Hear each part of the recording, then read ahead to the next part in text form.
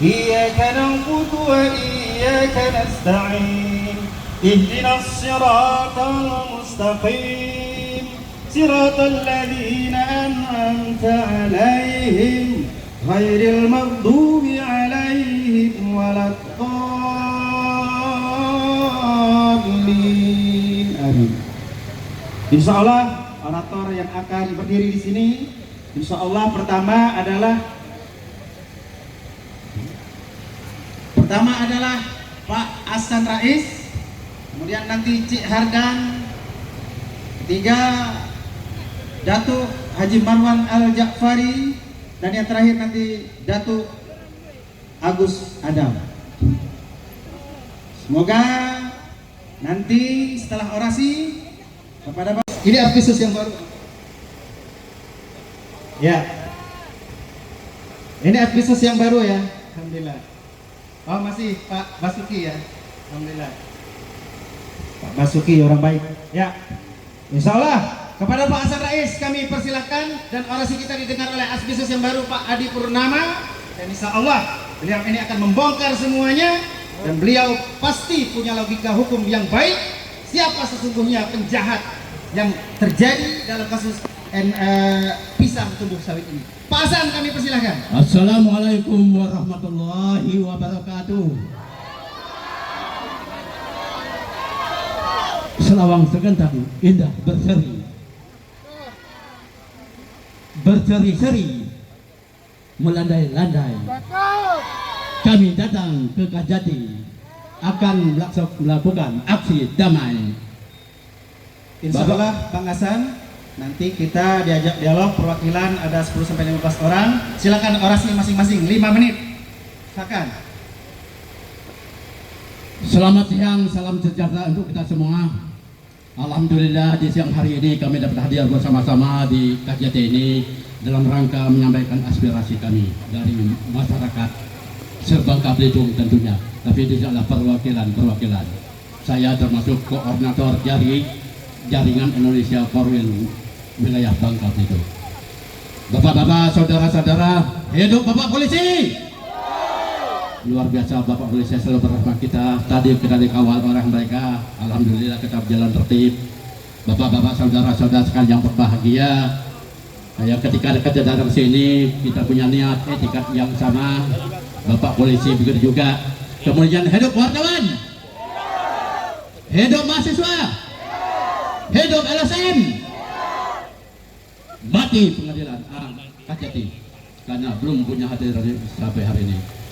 Baiklah saudara-saudara yang berbahagia, adapun kami datang ke sini yang sudah ketiga kalinya. Kami tidak akan berhenti datang ke Kajati ini sebelum keadilan ditegakkan. Pada tanggal 25 November, tanggal 21 November, insya Allah ulang tahun provinsi yang ke-25. Kami di sini merupakan pendiri Provinsi Bangka Belitung. Daya upaya kekuatan kemampuan kami gerakan supaya Bangka Belitung untuk berdiri dan bisa mensejahterakan umatnya. Kami di sini menghadapi yang namanya hukum sebagai panglima. Tapi apa buat? Harapan kami, mimpi-mimpi kami belum terwujud selama keadilan belum ditegakkan. Oleh karena itu, supaya keadilan juga akan berapa banyak kami masyarakat kecil korban dari permainan aparat hukum. Yang pertama adalah masuk Kajati ini Pak, luar biasa. Apa yang sampai saat ini adalah merupakan pesan dari Presiden kita. Mohon hukum ditegakkan, berpihak kepada rakyat kecil dan berpihak kepada kebenaran, bukan berpihak kepada pemilik modal, bukan berpihak kepada orang kaya dan sebagainya Pak. Mohon maaf.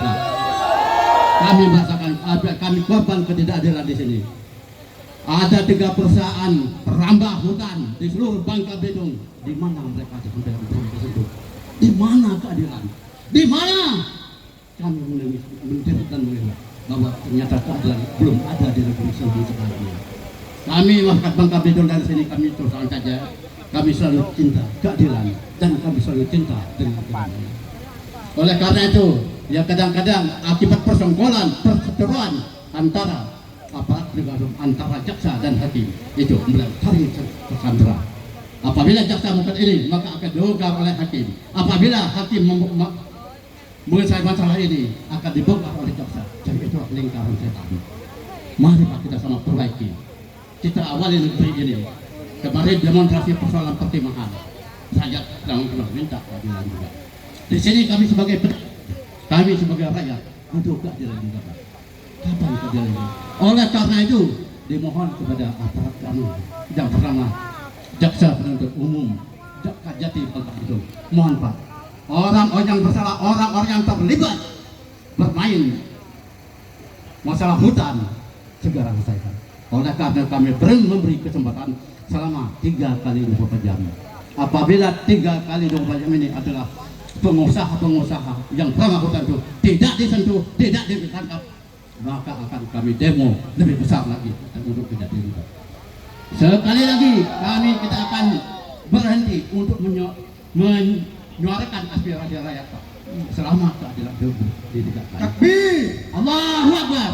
Barangkali itu sebagai pengantar bagi saya Pak. Kurang lebihnya kami mohon maaf. Wal takum minkum ummatun yad'una ilal khairi wa ya'muruna bil ma'ruf wa yanhauna 'anil munkar. Wa ulaika humul mu'minun. Hendaklah ada di kamu segala umat yang menyeru kebaikan, mengajak perbuatan yang ma'ruf, mencegah perbuatan yang munkar, dan mereka lah orang-orang itu. Insya Allah keadilan itu mendekati kepada surga. Tapi kalau ketidakadilan itu mudah dan akan mendekati ke tangan neraka Pak. Mari kita berdoa. Wabillahi taufiq wal hidayah. Wassalamualaikum warahmatullahi wabarakatuh. Waalaikumsalam warahmatullahi wabarakatuh. Takbir. Kata Pak Prabowo, kalau kasus hukum menimpa orang kaya diselesaikan dengan uang. Kalau orang yang susah, Pak Prabowo bilang masyarakat hanya bertumpu pada hati yang suci, hati yang bersih, kepada jaksa-jaksa yang bersih, polisi-polisi yang bersih, dan hakim-hakim yang bersih. Itu kata Pak Prabowo. Dan begitu juga kepada semuanya, Pak Kejagung juga sampaikan, kalau masih bermain-main dengan hukum jaksa yang ada di Indonesia, maka lebih baik mundur dengan sendirinya. Setuju? Oleh karena itu, kepada Cik Dan kami persilahkan untuk menyampaikan orasi 5 menit. Oh, Cik Dan cancel. Langsung Datuk Haji Marwan untuk menyampaikan orasi. Beliau ini adalah sebagai tumbal di kasus ini, tapi penjahat sesungguhnya Pak Abisus belum tertangkap. Takbir! Takbir! Bismillahirrahmanirrahim. Assalamualaikum warahmatullahi wabarakatuh. Bapak, ibu-ibu dari kepulauan yang jauh, ibu Majelis Taklim dan bapak Majelis Taklim yang hari ini datang ke sini Pak Adpicus, tidak lain, mereka bukan hanya ingin menuntut keadilan, tetapi mereka ingin menegakkan keadilan. Betul?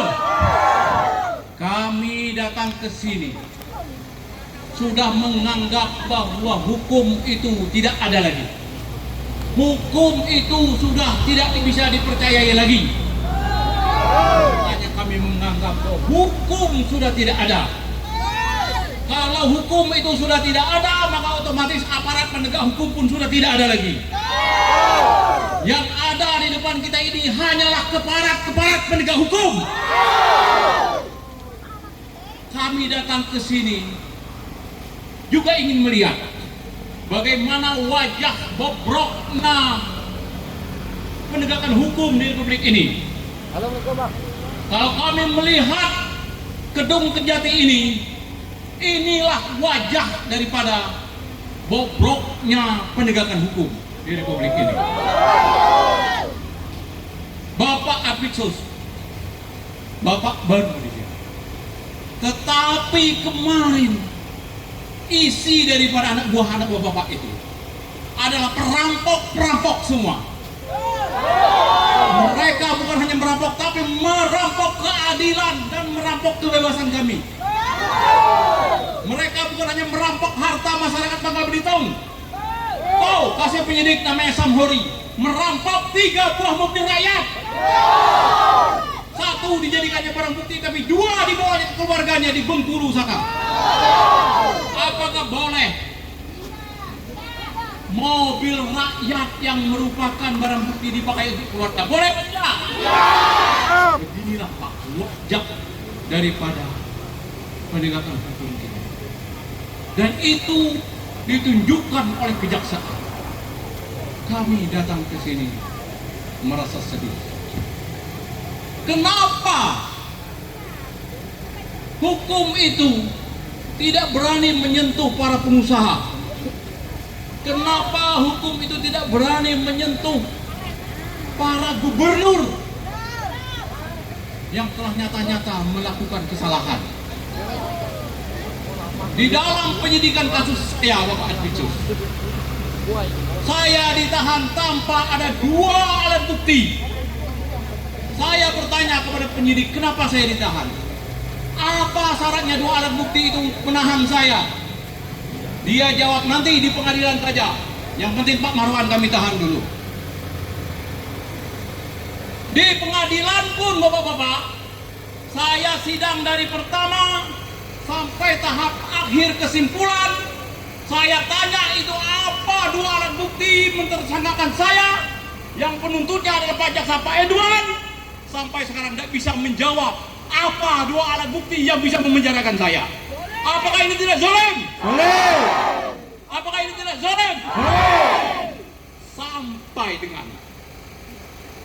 Sampai dengan tahap kesimpulan, jaksa penuntut tidak bisa membuktikan tuntutannya. Semua sudah dibongkar, semua sudah diperiksa, semua sudah diadili. Hampir 1 tahun kami bertarung, tidak ada kesalahan yang menimpa saya. Baik itu objek administrasi maupun objek fisik, Haji Marwan tidak ada kesalahan. Makanya kita diputuskan oleh hakim yang punya nurani. Hakim Bangka Pinang masih berani. Dia tidak peduli dengan bagaimana publik menghujat mereka. Kalau memang benar-benar, kalau memang salah-salah. Dan saya dinyatakan bebas murni. Alhamdulillah. Saya bebas murni karena kejaksaan tidak bisa membuktikan kesalahannya, membuktikan tuntutannya. Namun jaksa kita masih tetap tidak punya hati nurani. Dia masih melakukan kasasi ke MA. Dia masih melakukan kasasi di MA untuk menghukum kami, untuk mengejar kami. Padahal Pak Edwan tahu, di pengadilan kita sama-sama bertarung Pak Edwan. Di pengadilan itu, penjahat sesungguhnya, penjahat utama yang merambah hutan, yang menanam sawit, dan yang menyebabkan kerugian negara 24 miliar, menurut perhitungan jaksa, adalah 3 perusahaan. 3 perusahaan itu di depan hakim, di depan Pak Jaksa, telah mengakui kesalahannya, bahwa mereka lah yang merambah hutan, bahwa mereka lah yang telah menanam sawit, dan mereka juga berjanji di depan hakim, di depan jaksa, siap untuk mengganti kerugian negara 24 miliar itu. Tetapi apa lacurnya, saudara-saudara, ibu-ibu, bapak, perlu kalian ketahui, lacurnya kejaksaan tidak berani memproses 3 perusahaan yang telah mengakui kesalahannya dan siap mengganti kerugian negara 24 miliar itu. Apakah ini tidak zalim? Mereka ke MA melakukan kasasi, di MA itu terjadi saling sandra antara kejaksaan dan Mahkamah Agung dan Hakim Agung. Kalau hakim-hakim berani membebaskan kami, memperkuat keputusan pengadilan di sini, maka bobrok Hakim Agung akan dibongkar oleh kejaksaan. Kalau sudah seperti ini, di mana letak keadilan? Kami jadinya tidak bersalah dikorbankan. Tuntutannya sampai 4 tahun kepada saya. 6 tahun bukan 4 tahun. Didenda lagi 300 juta. Di mana salah saya? Yang saya ingin tanyakan kepada Pak Edwan, penuntut. Bapak kan tahu 3 perusahaan telah mengakui kesalahan dan siap mengganti rugi. Kenapa Bapak tidak bersemangat untuk memproses mereka untuk dipenjara dan dipidanakan? Kenapa? Ini hati nurani kami, Pak, yang ingin kami sampaikan. Ternyata yang punya perusahaan sawit itu pertama PT BAM yang mengakui kesalahannya dengan direkturnya Ibu Desah. Pemiliknya adalah Rudianto Chen, anggota DPR RI. Jaksa tidak berani memproses karena pemiliknya adalah Rudianto Chen. Apakah pejabat anggota DPR RI boleh melakukan tindakan pelecehan hukum? Apakah anggota DPR RI boleh melanggar hukum? Apakah mentang-mentang dia pejabat, dia boleh seenak-enaknya melanggar hukum? Apakah dia memang benar-benar orang yang disebut sebagai kebal hukum? Seharusnya dia dipenjarakan apa tidak? Sama tidak statusnya pejabat dengan masyarakat kalau melanggar hukum harus dipenjara? Sama apa tidak? Oh, begini bagaimana wajah hukum kita Pak itu? Yang kedua adalah yang punya perusahaan itu adalah Apen Metro, direkturnya Datuk Ramli Sutanegara. Itu juga tidak berani diproses. Itu juga tidak berani disentuh oleh pihak kejaksaan. Yang ketiga yang punya adalah pengusaha Abon Rebu. Tolong Pak, dengarkan dulu Pak itu. Tolong saya dengarkan dulu. Biar masyarakat tahu Pak.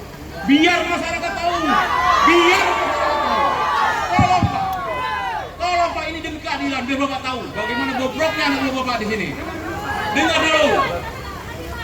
Dengar dulu.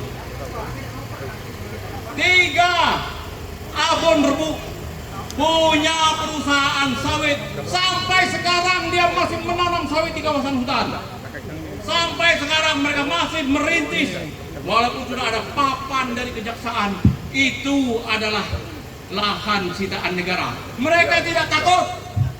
Apakah mereka seperti ini karena sudah menyamar? Ini semuanya. Inilah yang menjadi keluhan Tuhan. Lalu saya diputuskan 6 tahun penjara. Sebentar lagi salinan putusan akan keluar dari MA. Dan apakah kejaksaan akan segera untuk menangkap saya, untuk mengeksekusi saya, sementara 3 perusahaan itu masih melenggang, tidak disentuh oleh negara, tidak disentuh oleh kejaksaan? Di mana letak keadilannya kalau nanti saya dieksekusi sementara penjahat utamanya, perampok utamanya itu tidak disentuh oleh pengadilan hukum? Apakah kalian siap membela Haji Marwan? Apakah kalian siap melindungi Haji Marwan? Takbir. Kalau saya dieksekusi sementara penjahat yang sebenarnya 3 perusahaan itu tidak dieksekusi, apakah kita siap berjihad? Apakah kita siap berjihad? Kami siap berjihad untuk menjaga marwah Provinsi Bangka Belitung ini. Provinsi Bangka Belitung ini Pak kami dirikan, saya juga termasuk pendiri Provinsi Bangka Belitung, untuk menyediakan bapak mau jadi pejabat apapun silakan. Tidak punya tanahnya kami sediakan. Tidak punya kantornya kami sediakan. Tapi tolong lindungi warga Bangka Belitung ini. Tolong jaga marwah daripada masyarakat Bangka Belitung ini. Jangan diobok-obok, jangan dizolimi. Saya sendiri sebagai ketua Majelis Adat Budaya Melayu Bangka Belitung, Haji Marwan, kalian buat seperti ini, kalian zolimi seperti ini, apalagi masyarakat kecil kami, apalagi masyarakat kami yang ada di Bangka Belitung. Kami tidak terima. Oleh karena itu hari ini saya menantang kejaksaan.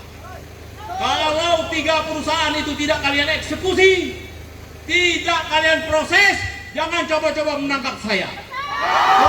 Jangan coba-coba mengeksekusi saya. Saya sudah menyatakan ini adalah jihad melawan kezuliman. Saya sudah siap mati. Akan terjadi pertumpahan darah, demi Allah, saya sudah tidak takut lagi. Ini adalah kezoliman. 6 tahun penjara sama dengan Aon dan Harvey Muiz. Mereka memang korupsi 300 miliar, 300 triliun. Saya apa? Semua aliran dana tidak ada. Semua kesalahan tidak terbukti. Di penjara 6 tahun, Pak.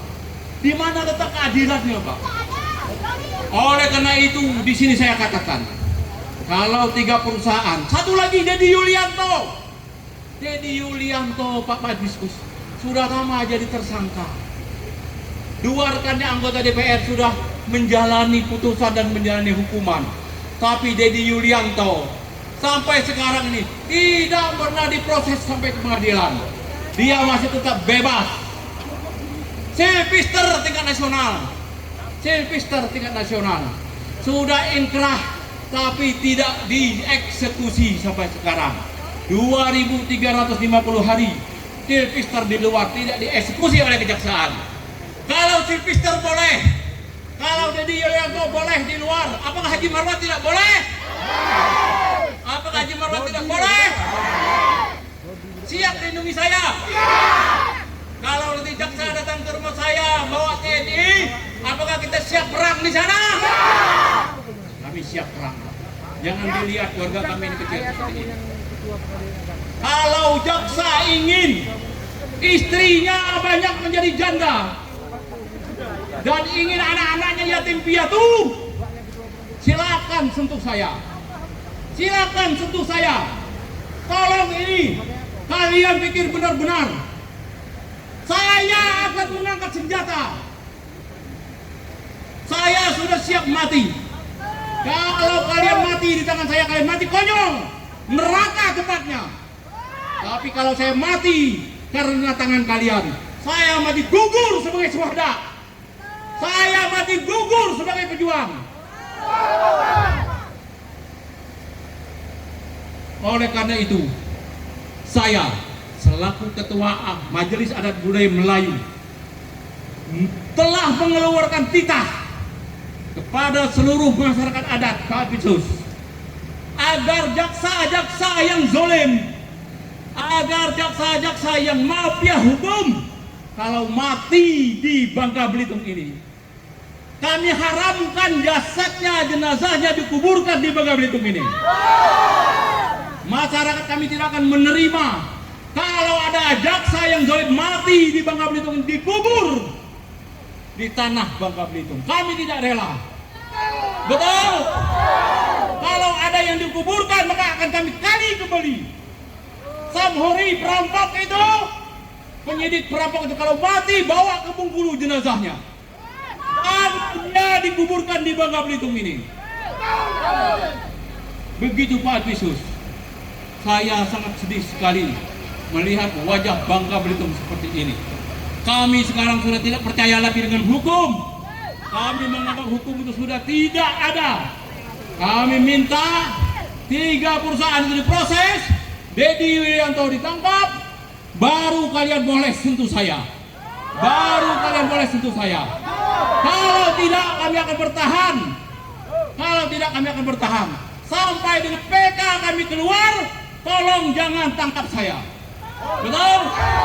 Tolong jangan kalian eksekusi saya. Karena ini adalah kezoliman. Karena ini adalah satu ketidakadilan. Orang lain kalian biarkan di luar, sementara saya ingin kalian kriminalisasikan. Kami tidak akan tega. Seluruh masyarakat Bangka Belitung nanti akan bergerak. Ini baru 200 orang, Pak, yang datang dengan tulus membela saya. Tapi yakinlah Pak Pitsus, gelombang-gelombang memperjuangkan kebenaran ini akan terus hanyut, akan terus bergerak, akan terus berkeyakinan untuk membela kebenaran dan tidak akan membiarkan kezoliman di kejaksaan ini. Semua orang di sini ketakutan dengan kejaksaan. PNS yang setiap hari diintimidasi, ditakuti, proyek-proyeknya ditakuti, tetapi mereka semua mendoakan kita memperjuangkan keadilan ini. Ya, semuanya memperjuangkan keadilan ini, mendoakan kepada kami. Jadi kedatangan kita ke sini Bapak Ibu, salah satu tujuannya adalah memperbaiki tauhid orang Bangka Belitung yang selama ini takut dengan kejaksaan. Mereka lebih takut dengan kejaksaan daripada takut dengan Tuhan. Ini sudah musyrik. Ini sudah musyrik. Masyarakat Bangka Belitung harus lebih takut kepada Tuhan daripada takut kepada kejaksaan. Ya, Datuk. Dan kita tidak takut dengan kejaksaan. Ya. Tolong jangan hentikan saya bicara. Biarkan mereka mendengar. Biarkan mereka mendengar. Saya yang merasakan. 5 bulan saya ditahan tanpa bukti. 6 tahun saya dipolis tanpa bukti. Ini adalah lembaga yang tidak bisa dipercaya lagi. Baju-baju coklat-coklat yang ada di depan kita ini adalah orang-orang, bukan aparat penegak hukum, tapi keparat penegak hukum. Baik, silakan lanjutkan. Ya. Dengan Takbir. Selanjutnya Pak Datuk Agus Adau, dan kita langsung dialog ke dalam, dipimpin oleh Datuk Agus Adau. Cukup 3 menit Pak Datuk, 3 menit saja. Jangan dibatasi waktunya. Teruskan. 91 jam bicara di sini. Assalamualaikum warahmatullahi wabarakatuh. Bapak Aktisus dan seluruh staf Kejaksaan Tinggi. Saya pikir Pak Haji Marar sudah menyampaikan dari A sampai Z. Karena kita ini orang Melayu, tidak baiknya siang hari ini kami mohon Pak Aktisus menyiapkan tempat dan waktu. Kami mungkin ada 10 orang yang mewakili. Saya pikir begitu Pak, makasih. Kami cinta kejaksaan. Mohon kami di untuk masuk ke kantor kejaksaan, mewakili forum ini untuk 10. Terima kasih. Assalamualaikum warahmatullahi wabarakatuh. Waalaikumsalam warahmatullahi wabarakatuh. Ya, dipersilahkan Saya minta perwakilan Hasan Rais cepat, Sanais, cepat. So. dan kita juga melaporkan secara resmi